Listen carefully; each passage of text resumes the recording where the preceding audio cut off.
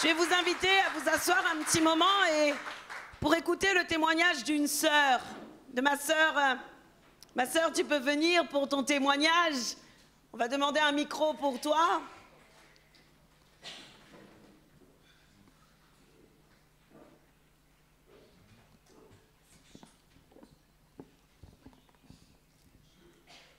Bonjour à tout le monde.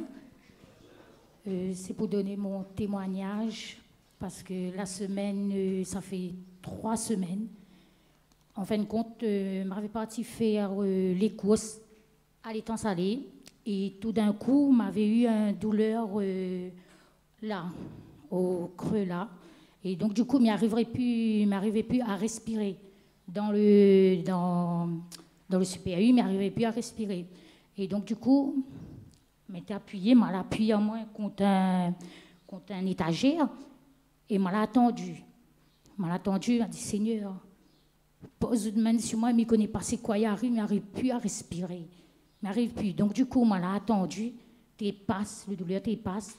Après cette douleur-là, m'a repris ma voiture, m'a parti Saint-Louis. Il appelé le Seigneur, il m'a dit Seigneur, guide-moi pour que m'arrive jusqu'à la maison. Le douleur a passé tout. Après, le temps m'arrive à la maison, la laisse à moi au moins une heure de temps, comme ça, au moins une heure de temps, l'a repris. Quand le douleur l'a repris à moi très, très fort.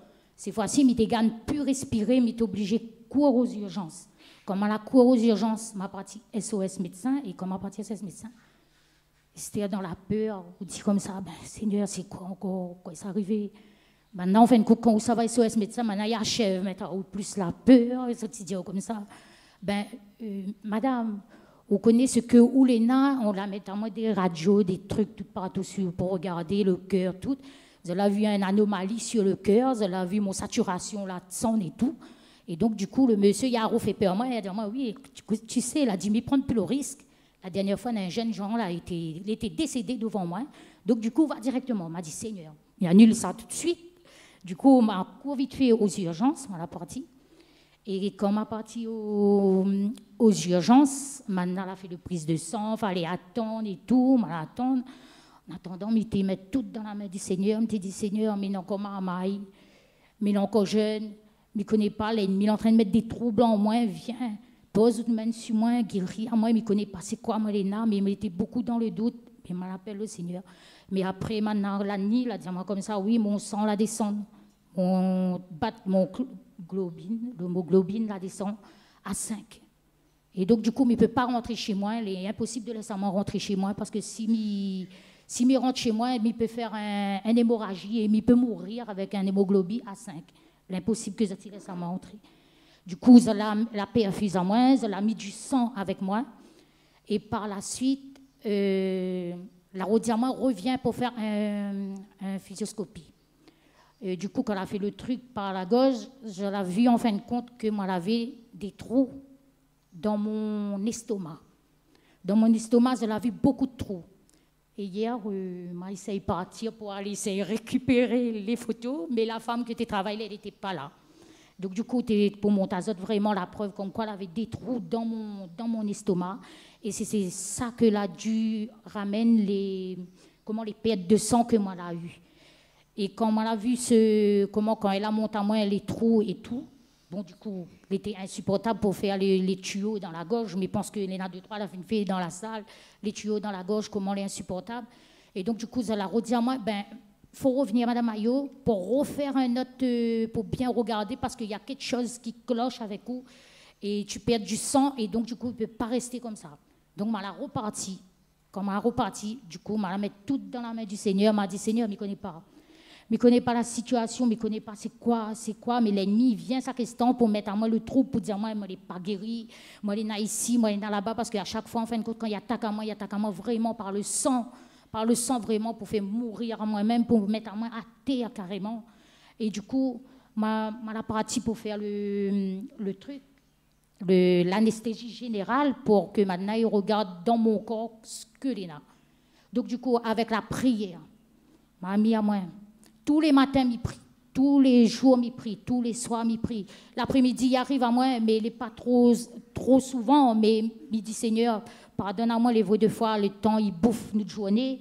Et des fois, on n'arrive pas à prier dans l'après-midi, tellement il bouffe à nous toute journée. Mais tous les matins, le Seigneur, il connaît à 5 h du matin, moi, il est au rendez-vous avec lui et que me fait passer à lui en premier dans ma vie. Et donc, du coup, ben, il met tout dans sa situation, dans sa main. Et quand ma partie le jour-là, m'a dit, Seigneur, le jour-là, il a un rendez-vous. Mais ça va à l'hôpital. L'ennemi est en train de mettre des troubles en moi. Il dit à moi que moi, il n'est pas guéri. Il dit à moi que moi, il est ici, moi, il est là-bas. Donc, du coup, il va voir le résultat. Il dit à moi, il va voir le résultat. Mais ça m'entraîne trompe à moi. Il dit à moi, ça m'entraîne trompe à moi. Vous connaissez, on n'est pas guéri. On n'est pas guéri du tout. Hein. Mais il dit, Seigneur, comment l'ennemi peut intervenir dans mon vie? Non, on m'a dit, mais annule au nom de Jésus. Mais annule, m'a dit non. On m'a dit, Seigneur, tu as dit par tes meurtrissures que je suis guéri. Donc, m'y croire, mais ça va avec fermeté que moi, les guéri.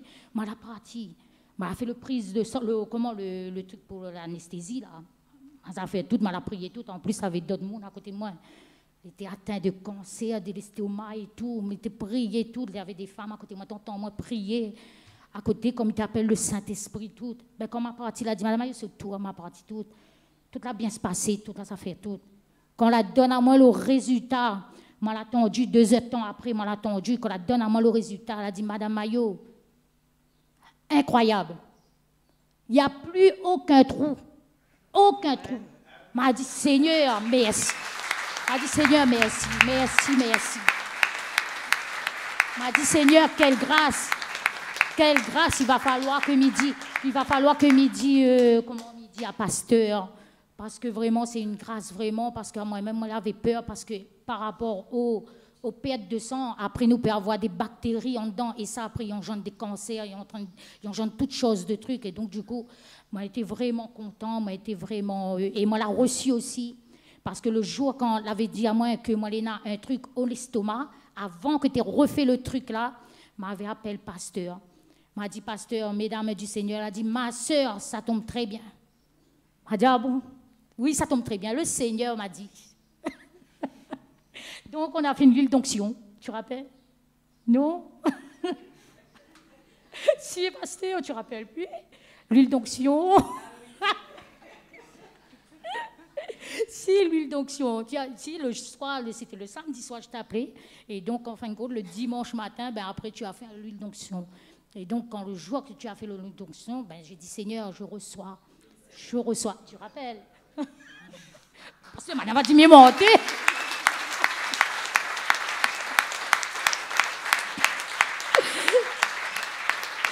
Et donc, du coup, voilà, ben, donc, du coup, par rapport à ça, ben, quand il a fait l'huile d'onction, ben, autour de moi, il y avait beaucoup de gens qui étaient envoyés. Enfin, l'ennemi serve beaucoup de mes enfants pour me dire, maman, est-ce que vous croyez qu'on va sortir un démadon? Est-ce qu'on n'aura pas rien? M'a dit, oui, au nom de Jésus, me déclare, on sera guéri, n'apprend rien, mais ça va avec sûreté, avec assurance que le Seigneur est avec moi, que le Seigneur est guide à moi et tout. Et donc, du coup, il y a un verset de Psaume 103 que le Seigneur a mis sur mon cœur. Du verset 1 à 8.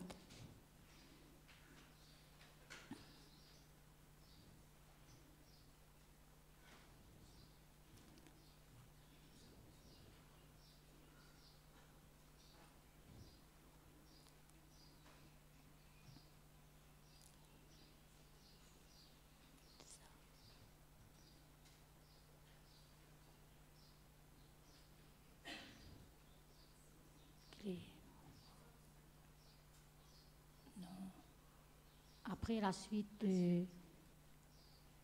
oui, voilà. Mais mon âme bénit l'Éternel, de tout ce qui est en moi, bénisse son saint nom. Mon âme bénit l'Éternel et n'oublie aucun de ses bienfaits. C'est lui qui pardonne toutes tes iniquités et qui guérit toutes tes maladies. Seigneur, merci.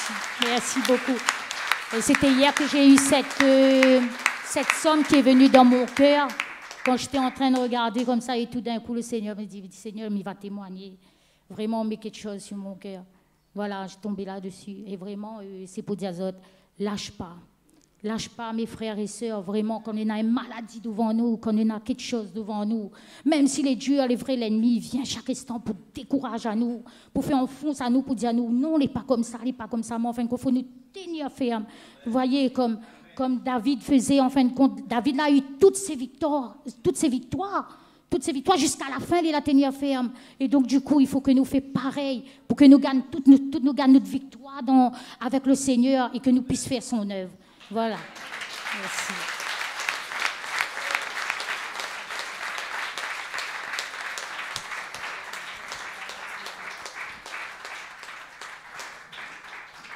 Quand la sœur a témoigné, elle me disait, vous savez pourquoi je ne me souviens plus toujours de ce qui se passe, mais elle le sait parce que c'est son témoignage et c'est pour elle. Parce qu'une fois que le Seigneur s'est servi de moi, je dis, je ne suis qu'un serviteur inutile. Oui ou non? Donc je ne vais pas me glorifier dans le Seigneur, c'est lui qui fait toutes choses et c'est la gloire qui est pour lui. Alléluia, gloire à Dieu. Sous le poids d'un jour comme un